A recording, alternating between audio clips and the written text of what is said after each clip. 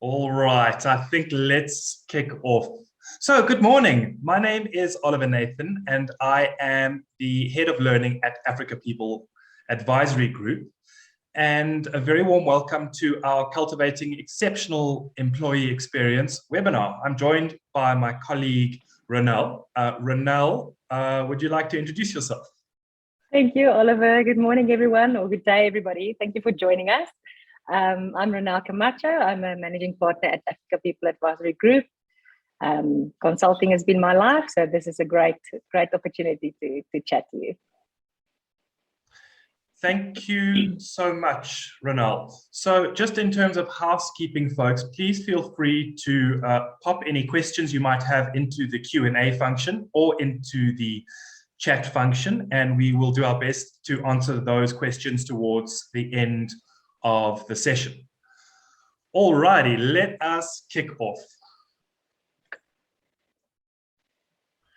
So in terms of an agenda, in terms of what we're going to cover this morning, we will introduce the concept of employee experience, and then we will move on to shifting from employee engagement to employee experience and how this shift is just critically important. Then, very importantly, we'll talk about getting EX set up in your organization, and we will wrap up with some closing remarks. So really, this is an opportunity for us to have a lot of fun, to participate. We will be launching some polls, and we will be keeping our eye on the Q&A function. So we look forward to the next hour with you. Okie dokes. In terms of an introduction, I think a good place to start with any good webinar is with a video.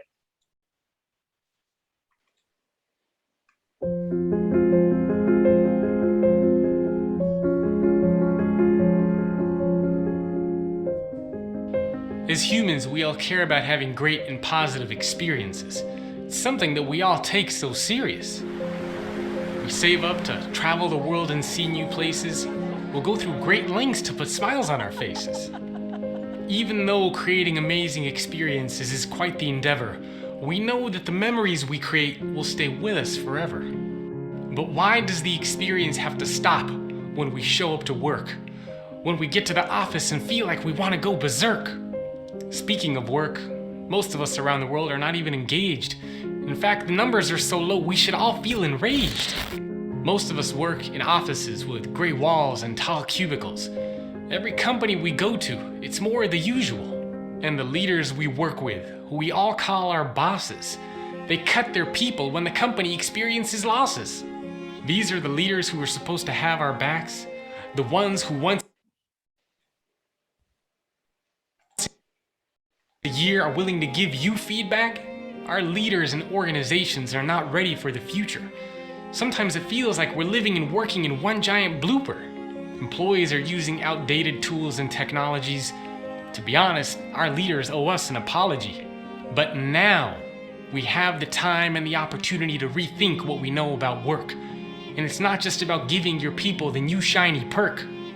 Let's rethink culture, technology, and physical space. Let's create a place where we would all love to show our face. A leader should be like your guide and your coach. Someone who you can easily approach. A leader should be invested in helping you go far, to become even more successful than they are. The technology you use should allow you to get things done with ease, making the projects and tasks you gotta get done a breeze. And dare I say with a smirk, that all organizations around the world should be investing in flexible work. Our spaces shouldn't depress and deflate. Instead, they should inspire and motivate. Now is the time to make change happen. Now is the time to move from words to action. My hope is that leaders and organizations, and all of us who are fed up with the frustration, are going to come together to create a new type of an organization, something that can help the entire population. Remember, as humans, we all care about the experience. So my question to you is, now that you've seen this video, what are you going to do with it?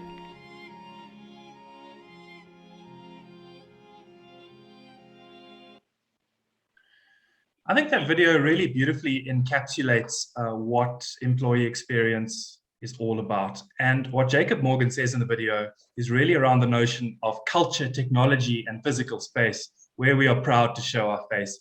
That little poem, I think, is just a beautiful encapsulation of what employee experience is really all about. So I'd like to run a poll for us in terms of how important employee experience might be for the future long-term sustainability of your organization. So let us launch the poll. There are 4 choices: not at all important, somewhat important, important, but our priorities lie elsewhere. It is a priority, but not the priority, and this is potentially mission critical for us. All right, let me launch the poll and take an opportunity to complete it, please. Let's see what you have to say. EX for long-term sustainability. So is it not at all important, somewhat important, important, but our priorities lie elsewhere? Let's have a look at what appears in the chat. Mission critical, mission critical, mission critical. EX is mission critical for us. So fantastic to see the prioritization. Mission critical, mission critical. That's incredibly exciting to see. And I think one of the challenges with employee experience is really around trying to get employee experience up and running is sometimes different to wanting to get employee experience up and running. So that's really what we are here to do today, to give some insights into how to get EX up and running in the organization. So Josh Burson, who's the founder and dean at the Josh Burson Academy, is an individual who we've based a lot of our thinking and a lot of our work around employee experience on. So Josh Burson says that employee experience is a company-wide initiative to help employees stay productive, healthy, engaged, and on track. It's no longer just an HR project. It's really now an enterprise-wide strategy. So there really is quite a lot of fuss about employee experience and why it's important. And there are different views on why it's important. I think suffice to say, the diagram on the right-hand side is absolutely key. So the notion that employee experience really starts at recruiting and ends at exit. So really what it's all about is attracting and recruiting the top talent, hiring stars, onboarding those stars, engaging them to build strength, enabling them to perform in the organization, developing them, and then when they leave the organization to really have a positive exit experience. Absolutely mission critical for employee experience. And we'll talk a little bit later on about how the EX can really help to shape the brand of your organization as an employer of choice in the market. That is something that we will discuss later. And I think that's really of absolute critical importance.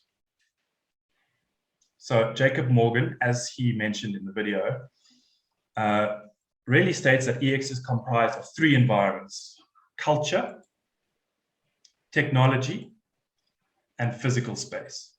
So what about culture? Culture really indicates the feeling that employees get working for the organization. Tools, technology, and the tools that employees get their job done with, that employees use to get their job done efficiently and effectively, and the physical space, paying attention to the actual space in which they work. Fascinating when it comes to hybrid working models and the role that organizations can play in helping to shape physical spaces at home. And these 3 are really the key to EX. I think, moreover, in terms of launching EX, getting it up off the ground, it is essential for us to start to build a business case for EX. So really, Josh Burson helps us in this regard, and the facts don't lie.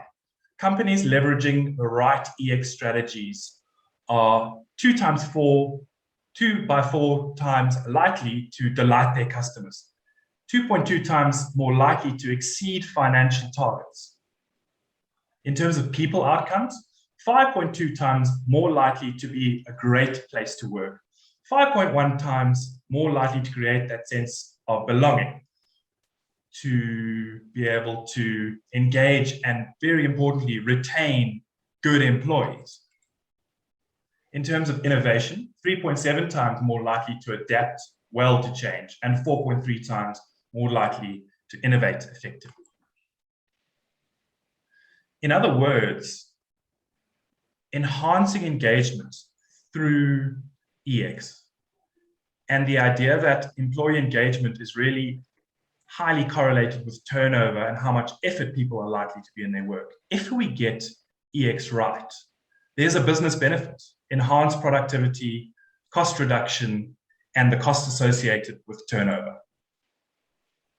In terms of attracting and recruiting talent, without great EX, there can potentially be negative reviews and sentiment about the organization, which may chase away potential talent.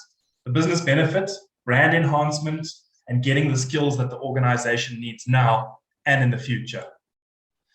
Very importantly, we've mentioned already in terms of retaining people, EX-driven onboarding can make a big difference for an employee's desire to stay, their productivity, and the perception of the company culture. Retaining talent in the organization has developed building culture and building leaders. Absolutely critical for us. And lastly, in terms of the bottom line, this is perhaps the easiest index for us to start to build a business case. Great EX is correlated with enhanced profitability, as people are more productive as a result of greater happiness and contentment, leading to better productivity. What is the benefit, the business benefit of this? It's easy to see. Enhanced revenues, long-term cost reductions, and potentially greater profitability. Implementing EX is a challenge. And the reason that it's a challenge is because it spans so much wider than just the HR function in an organization. To get EX set up requires an expansion of the idea of EX, of resources to support EX, and of interest and executive attention for EX that needs to cut across different business functions. It really does cut across these business functions and ought to touch all issues in the organization. So on the one side, you have company culture, but in terms of the actual business functions themselves, there is a key role that IT can play: facilities, human resources, legal, team manager, and at the executive level in order to get EX up and running. This is absolutely critical to make sure that it happens. So implementing EX is really a huge change project that requires the entire organization moving in one direction. And I think some quick wins in order to get EX up and running is to identify who are the change agents in the organization. How do you identify who those change agents are? And how do you know if you have reached critical mass with regards to getting EX across the line? So this is a multi-year effort. I don't believe that EX can be achieved within 1 year. It's a multi-year effort. However, there are opportunities, and we'll talk about them a little bit later in terms of how to pilot an EX project in the organization. All right, let me hand over to Ronald to take us through the EX maturity model. Okay, so fantastic. We know now it's a big thing, it's big change, it's a company-wide thing. But maybe it's a good point for us to start checking what is our maturity level. Where are you as a business to ascertain how effective you would be in implementing EX, or how far it is progressing your business? So I think a key question that one can ask is really where you stand in terms of it, what your focus is. Are you focusing more on organizational benefit? Are you focusing more on employee benefit? And really, how purposeful is your intentions? So if we go to the next slide, we'll see that our New Ways of Work study, also supported by some work of Josh Person. We've actually done a study in 2021, and we will run the same New Ways of Work study in this coming years, or this year as well. And the findings was actually quite interesting. The study was run across Pan-Africa, so the entire African continent. And what we found was that if we look at the 4 levels of employee experience maturity, if we start at the bottom level, which is really your transactional efficiency, and I'll go through the different levels and what they each mean. And this you can really use as a tool to assess where you stand as an organization. And what was interesting for us is across the African continent, only a fifth of the participants in the survey actually were at stage 4, which is your equitable growth stage. That is really the stage where employee experience lives. That is where employee experience makes a difference in your business, and we actually start realizing the business benefit. And then if we look at who lies at basically at the first level, is really the transactional efficiency level. And that's basically just over a third or just under a third of the population that we surveyed. So maybe let's go into a little bit of detail in terms of the level, so you can basically assess and plot yourself against it. If we look at transactional efficiency, really, I'm going to focus on a couple of things. Where's the focus in the transactional efficiency environment? What is the relationships going? What types of relationships are there? And if one looks at transactional, it's really still, you are there to do a job, and in exchange you receive money. An individual is there to perform his work, and in exchange he receives money. The focus really is not on the employee.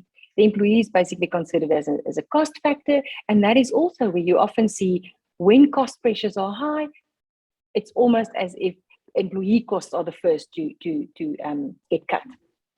The relationships there is really, it's a transactional relationship, like I said. You do work in exchange for money. If we move to the next level, really that is almost a change in terms of, if you look at the continuum and we say, where does the focus lie? We start focusing on employees, but almost too much, because it just sort of becomes a nice place to work. It's almost as if you focus on employees and what they want, but without, thorough business implications or purposeful intentions.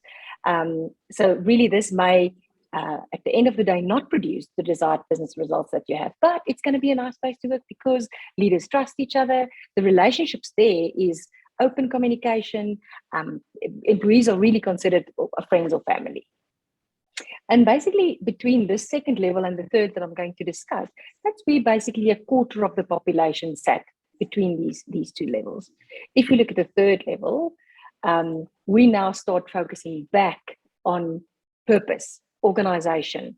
Not organization, employee. There's really a balanced perspective between employee and organization because this is driven from the top. Organizations that have got really good leadership, strong leadership that actually lives, or their behaviors are congruent with the value set of that business. That is really where we find purpose-driven organizations. The purpose is clear, there's a clear mission, and employees are actually inspired. So it's almost that sort of inspirational leadership that was also a hot topic at some point, and it's still featuring in a lot of studies. But really, that's the point, is that we focus on the organization and on the employee, not as much as on second level where it was basically a supportive environment and a very nice place to work. If we go to the fourth level, which is really the most mature level of employee engagement, employee experience, and that is where you find the benefits. The focus really there is on employees. So businesses that are at this maturity level focus on employees because they know ultimately the business benefits will flow. They know when employees are happy, when they create an environment that is really almost brain friendly, where you are constantly in a toward state, that already stimulates creativity, energy. Those organizations can be nimble and they can change quickly, and that's really where employee experience will actually flourish and where you will reap the benefits of that. So, if we think about that, ponder on it for a moment, just plot yourself where you think your business is at this stage, from stage or level 1 to 4. Thank you so much, Ronald. So I think folks, pop something into the chat. Where is your organization in terms of EX maturity? Are you more transactional, supportive, purpose-oriented, or equitable? Pop something into the chat. Just a dipstick survey to see where we are.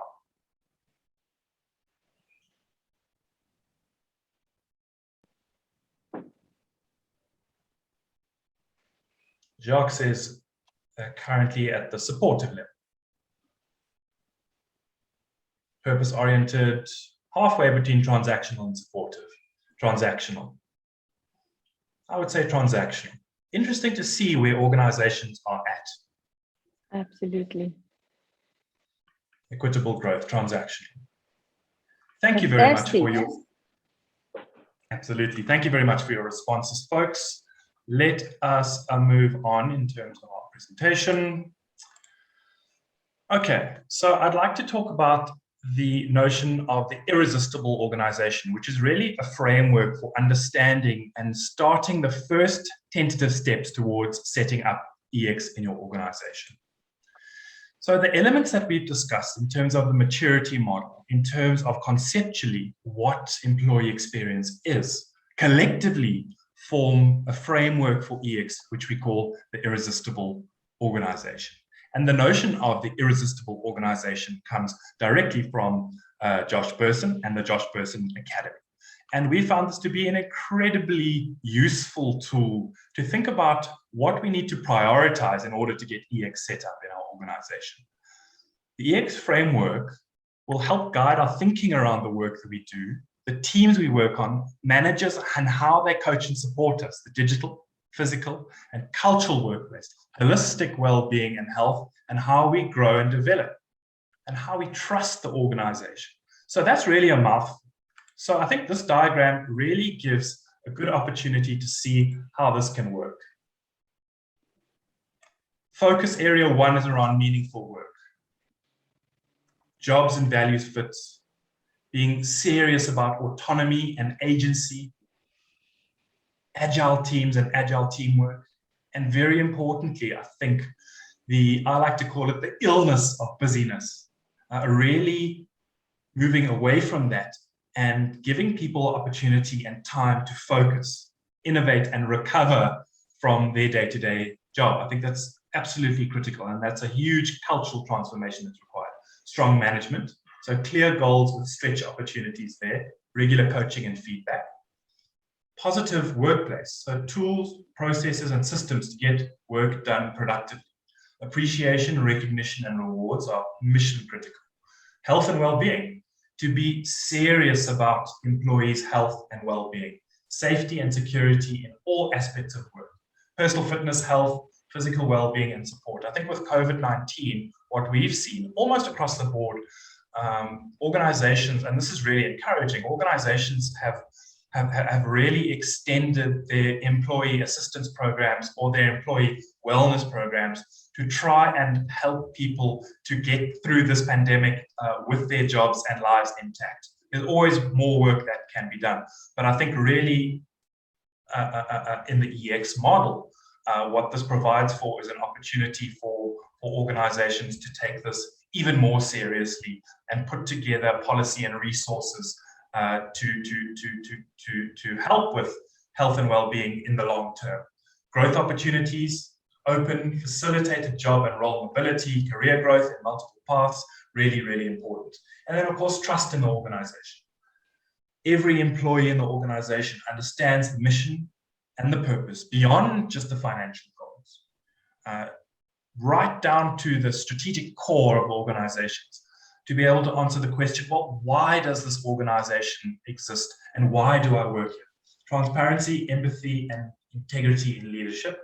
And this continuous and continuing investment in people is critical to launch and sustain EX in organizations.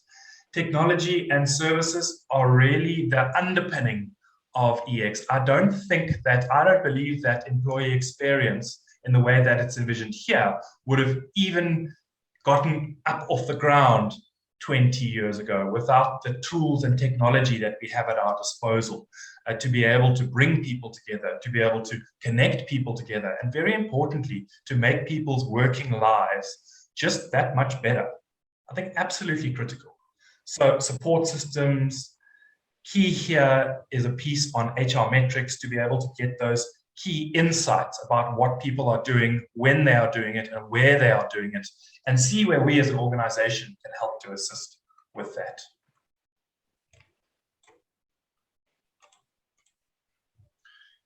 So I'd like to move on to shifting from employee engagement and the idea of employee engagement and how EX is a little bit different to this. So I'm going to hand over to Ronald to talk about this. But I think before, and I hope the poll works this time, we're going to launch a poll really around what would you say are the key differences between employee engagement and EX, if there are any. So employee engagement and EX is the same thing, maybe. Employee engagement comes before EX. Employee engagement is more important than EX. Employee experience is more important than employee engagement, and employee experience can actually enhance employee engagement. So let us launch this poll and see. Okay, let's launch. Let's see what folks think from the floor.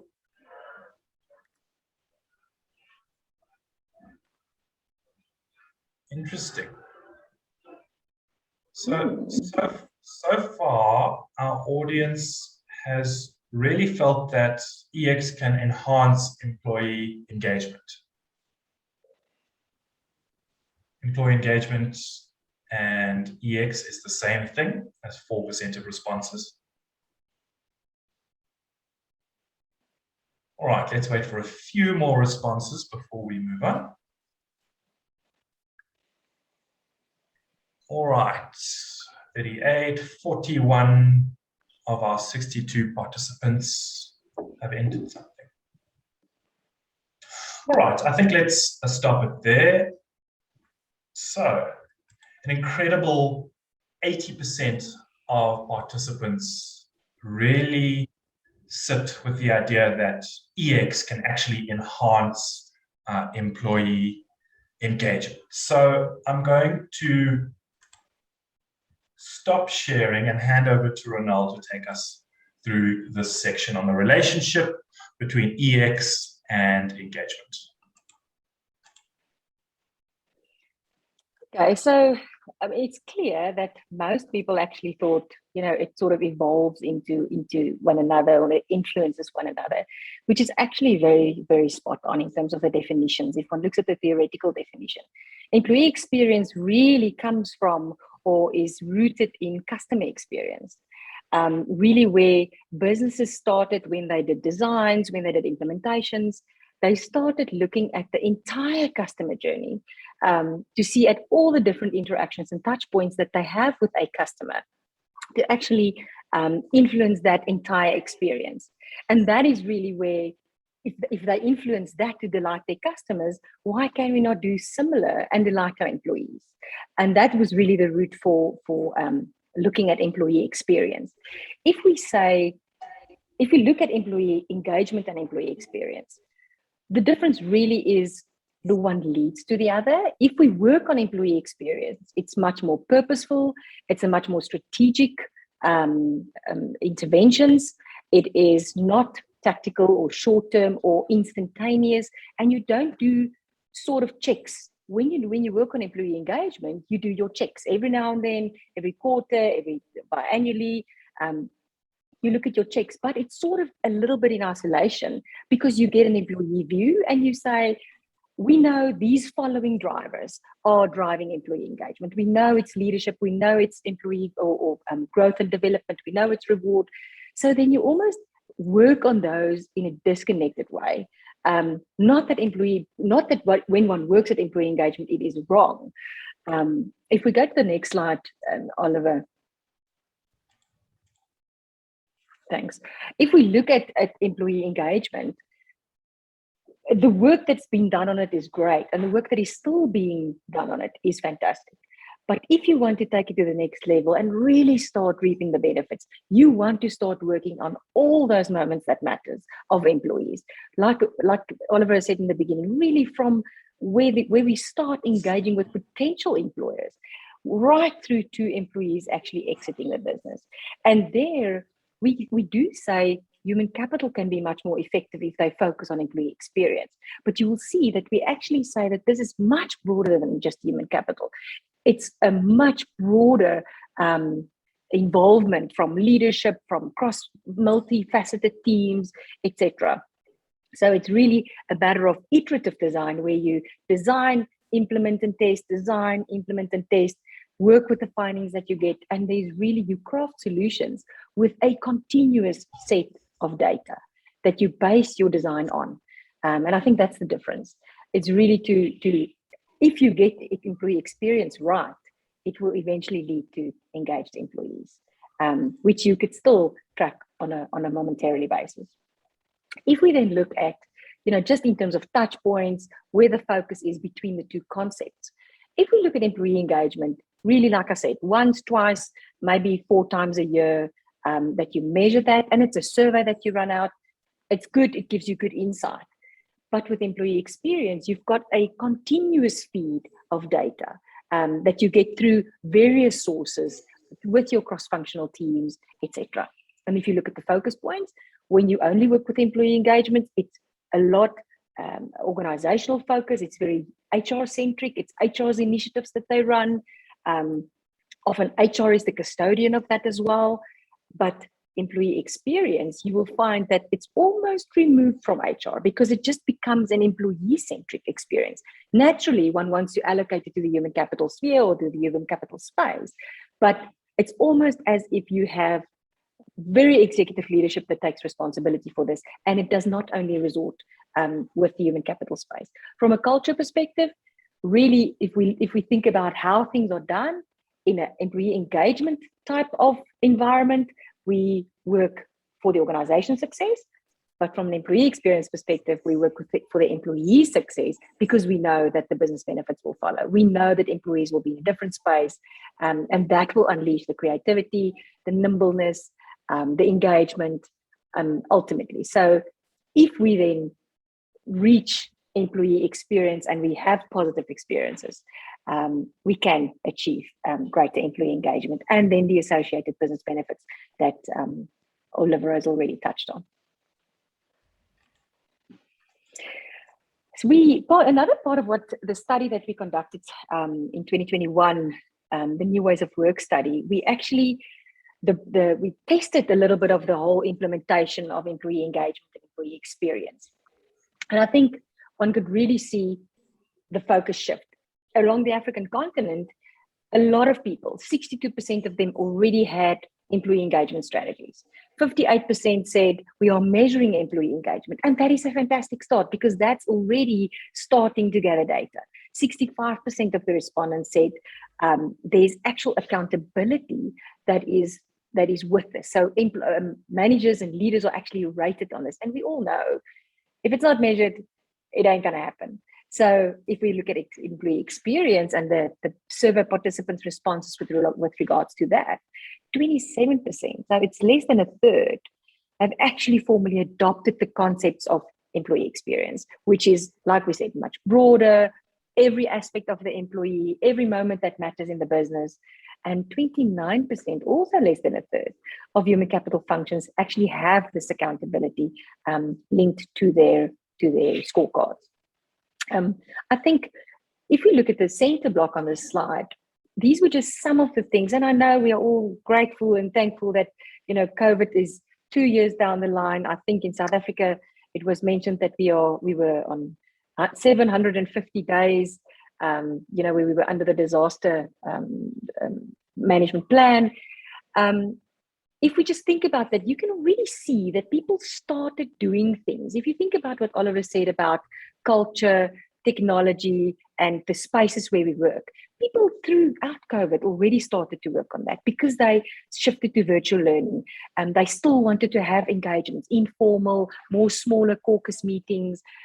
They had wellness sessions, which talks to the culture of the business. They created communication forums. There was really some counseling committees that's been established, lunches that they arranged, WhatsApp groups. People wanted to stay in contact.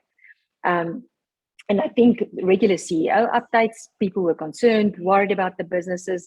So you almost see some of the broader concepts relating to employee experience that's coming through, but maybe at that stage, not necessarily planned, strategically designed with all those data points in mind.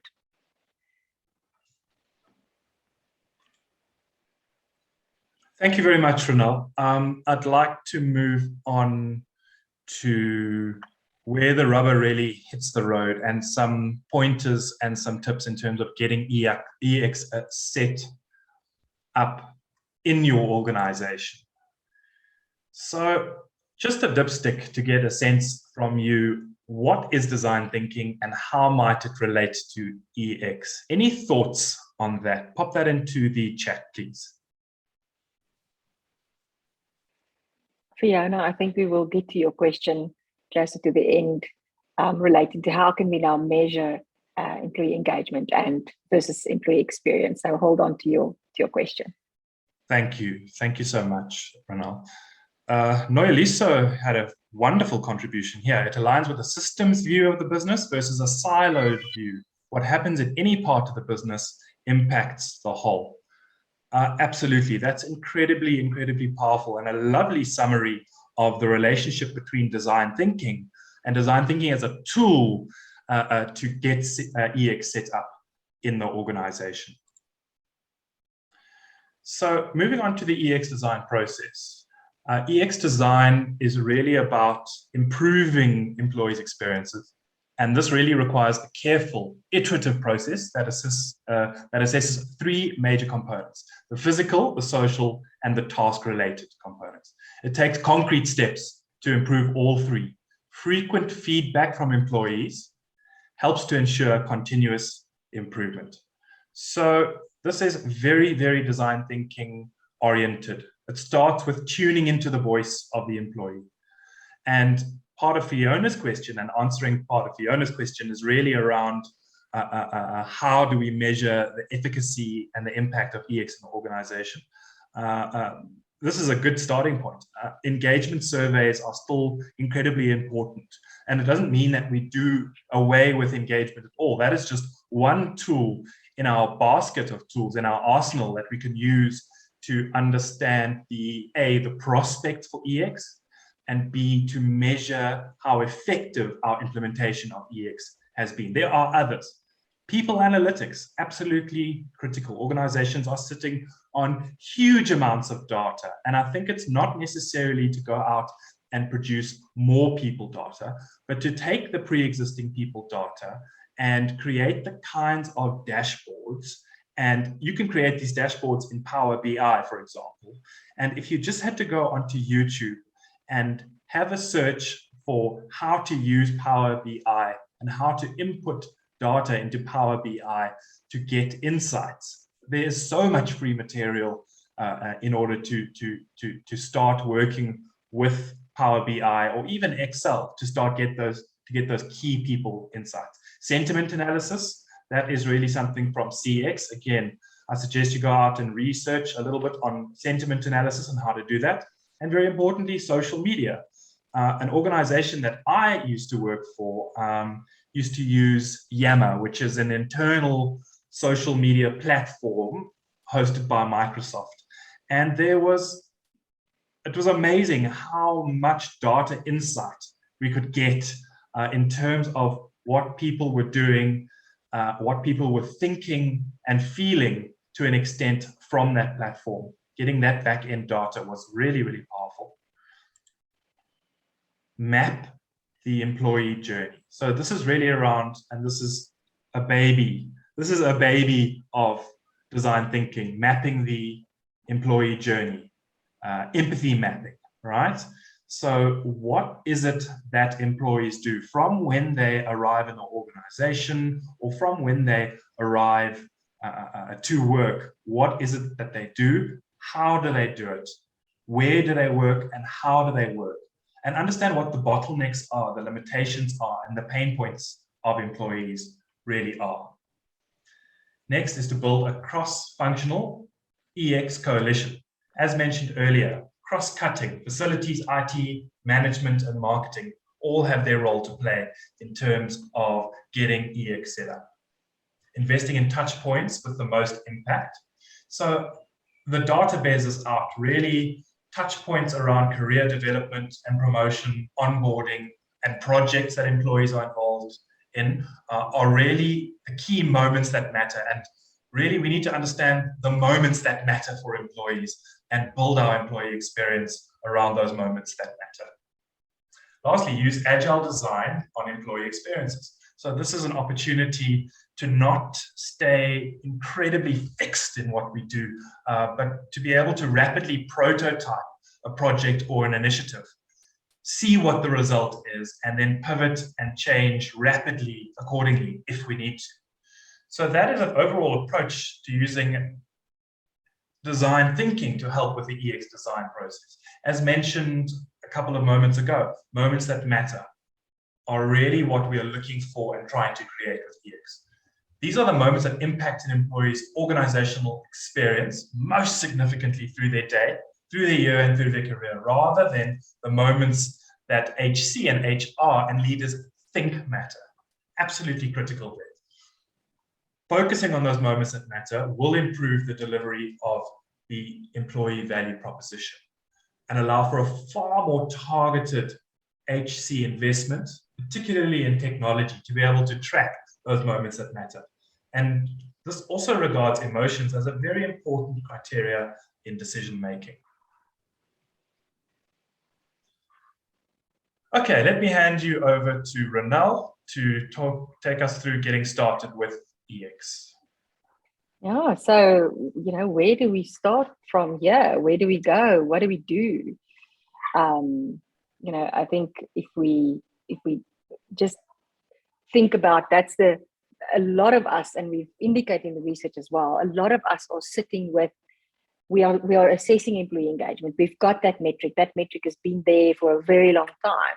But what do we do? And Oliver's illustrated that design thinking is quite important in this process. And the design thinking is actually a theory and a way of doing that. There's actually a lot of training on it. But there are some of those concepts that one can use as well. Oliver, do you want to take us through the steps? Thank you. Thank you so much, Ronel. So number one is to create that cross-functional team. And this is really the culture piece. It's clear from the research that EX cannot be owned by human capital, human resources.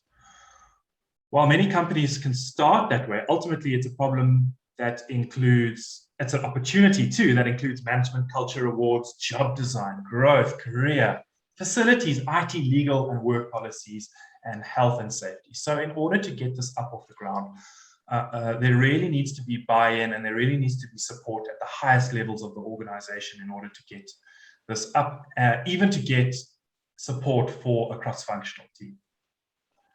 As mentioned earlier, really prepare for a multi-year effort, using our design cycles, as we mentioned in design thinking, to be able to pilot out EX interventions, see what the result is, and start to make some changes.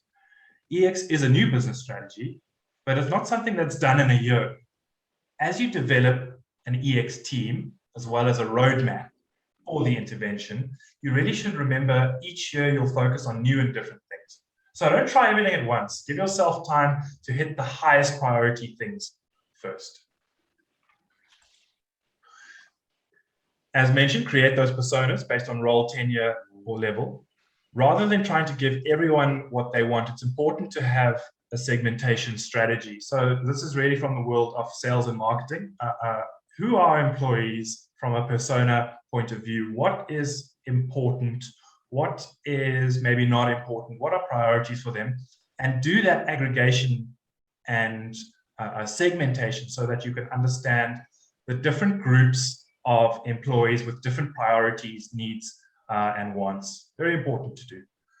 Set up that design center and focus on those design skills.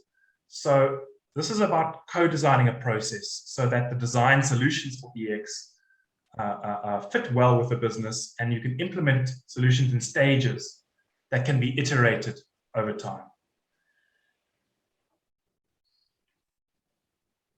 Integrate the employee voice program into a center of excellence. So it's vital to centralize and consolidate employee voice. And this is how we're going to go. One of the ways in which we can get data, we can use technology to get a snapshot of employee voice and then implement that process of continuous response to these issues. You also need some form of open feedback mechanism because all employees will have suggestions, feedback, etc. And finally, make sure your people in the analytics team are involved. So this is really the people analytics space. doing that sentiment analysis and getting to grips with what are the key insights, what are people feeling, thinking, and how they're acting, and how can we use that to gauge where we're at with employee experience, and very importantly, where we might need to change and shift in terms of our priorities. Transform service delivery so that you can send problems to the right place. Because EX is all about making employees' lives easier, you really need to integrate your design strategy with your service delivery strategy. You know, many companies explicitly send different types of cases to different groups. Others have a global business services team that triage employee requests.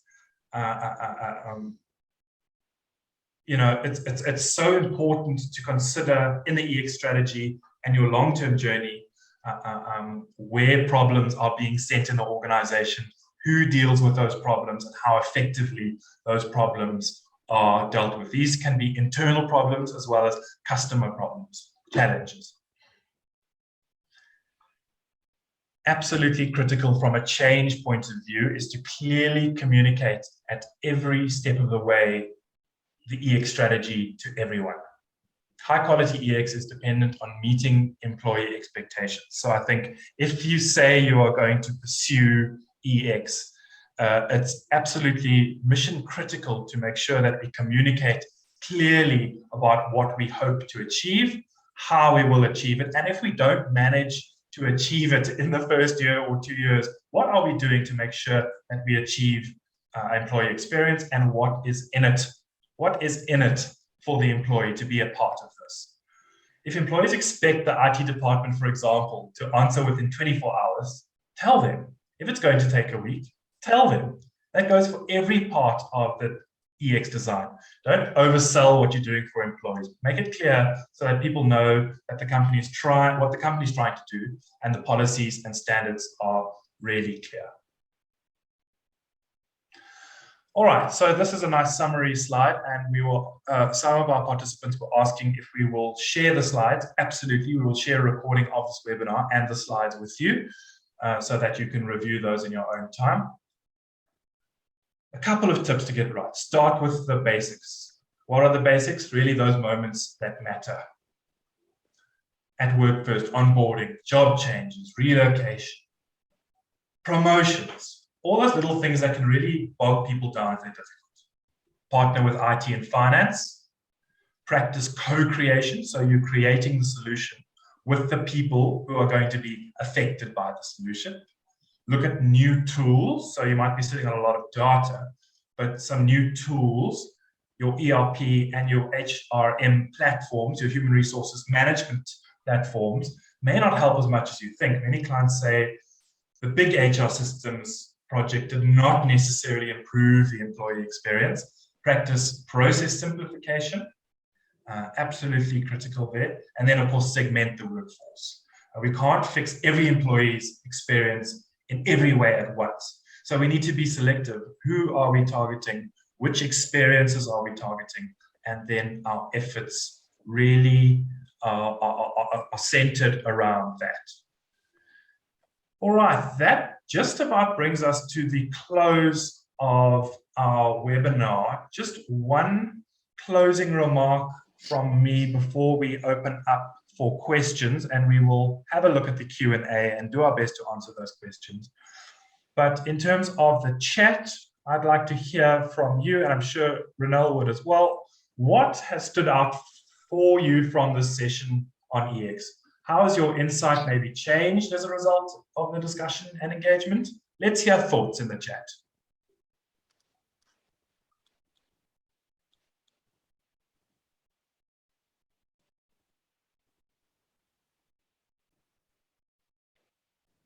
I think, Oliver, maybe whilst we're getting some chats in, I think, and maybe this may speak to Errol's question pertaining to, lobbying line managers.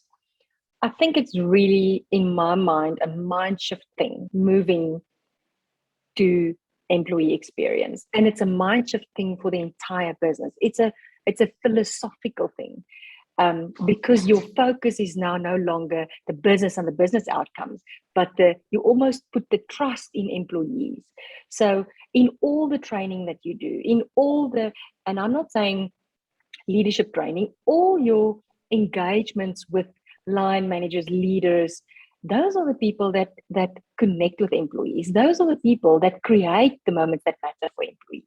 So it's almost as if one needs to align your values and the principles of the business and make sure that employees and their positive journey with our business is integral to that. So it's definitely not I don't think it's a short-term sort of a tactical let's lobbying process to get your line managers on board. It's really a slow process to change the mindsets of people to think employee and not necessarily organization. And I think it's a big shift, because if you think about traditional managers, they may say, but we've got these objectives. The people are employed to help us get these objectives, which is a very, very transactional mindset still.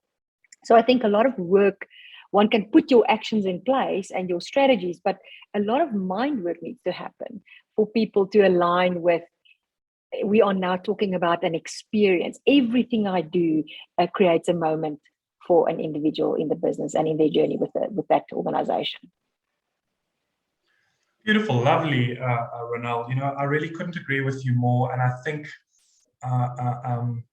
what's key here, and just to give people something to hold on to start with, because employee experience is such a big and cross-cutting type of intervention in an organization. There's absolutely nothing wrong with starting small, and there's nothing wrong with starting in your team within HR, for example. It doesn't necessarily have to come from HR, but it can start there.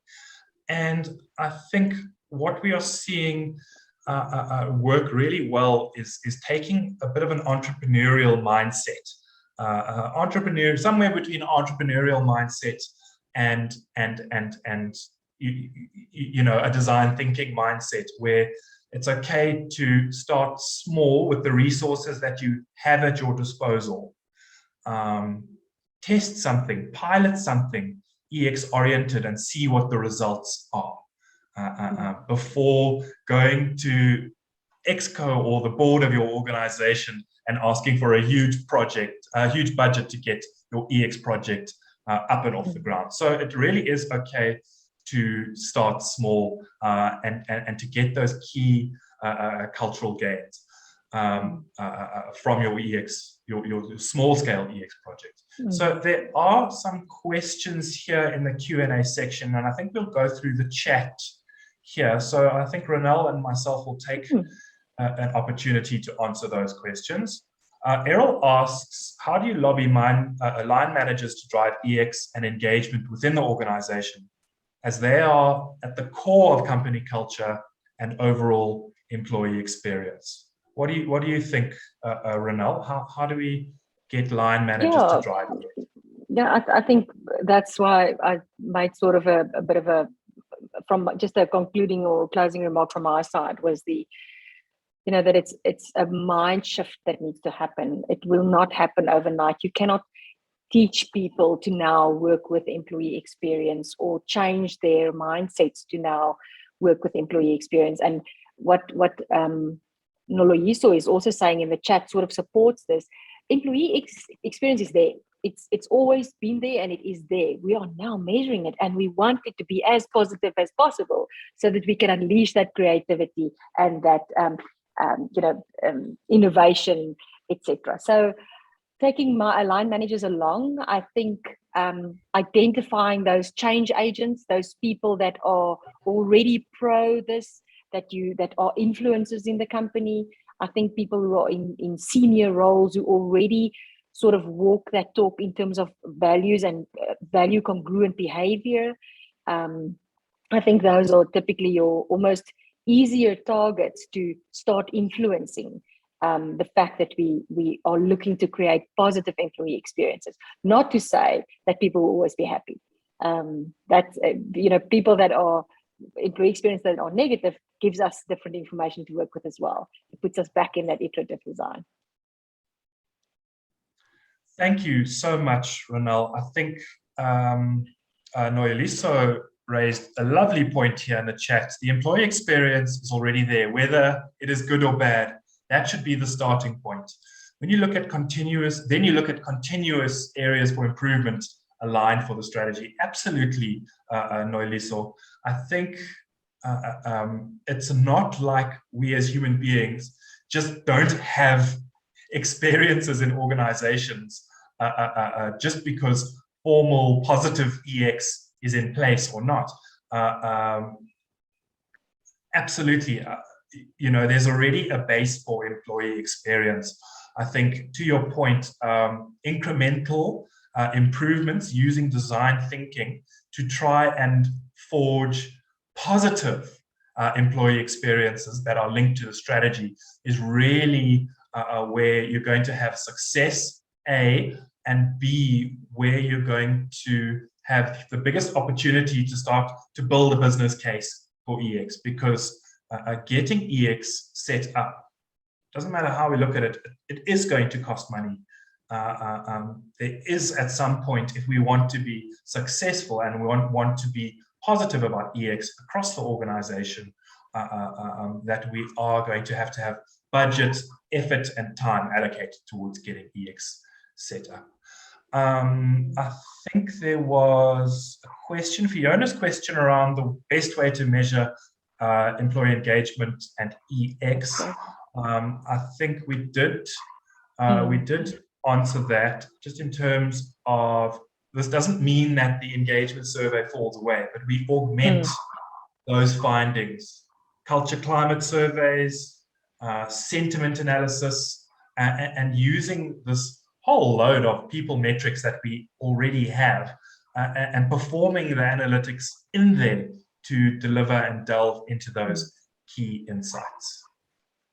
There's a question from Jacques Mathieu, which is relating to, you've got different expectations. It's not always a one size fits all, and I absolutely agree with you, Jacques. It's the fact that we want to create those different personas, or identify those different personas, almost slice the organization in different categories, and then see how we can address where are similarities. And that's why the importance of those predictive type of analysis. There was another comment from an anonymous attendee that also talks about, our challenge has been to get enough data to do predictive analysis, because data is always just as good as the inferences that you can make from it, and you can do anything with data, they say. But starting by segmenting and seeing, what does my organization look like? What doing those polls, keeping that finger on the pulse, and not only through those engagement surveys, like Oliver has mentioned, the sentiment surveys, and feedback from leaders, feedback from managers, what they see, what they experience, people experiencing, I think is critical. And you will start with those smaller wins, shorter wins, quick wins, but definitely a multi-year journey that you take, and you will not be able to satisfy everybody. But critical mass, if you can achieve that, I think you're just about there. Thank you so much, Ronelle. All right, folks, we've really been loving and absolutely enjoying the questions that have been coming through. Unfortunately, we are at the end of our time allocation for this webinar. I've just popped my email address, and Ronelle has popped her email address into the chat. This is by no means the end of the discussion, so we are more than happy to entertain further discussions over email. Really, this is about flinging open the doors of communication, and let's talk about EX and what the challenges are to get EX set up in your organization. So I'd like to thank you very, very much for attending this webinar with us. It's been an absolute pleasure to have you on this webinar. We will be running our next webinar, I think, in June, which will be on reward and remuneration. So I look forward to seeing you then. I will send you the presentation as well as a recording of this webinar, and we look forward to seeing you soon for the next webinar. Thank you very much. Thank you, everyone.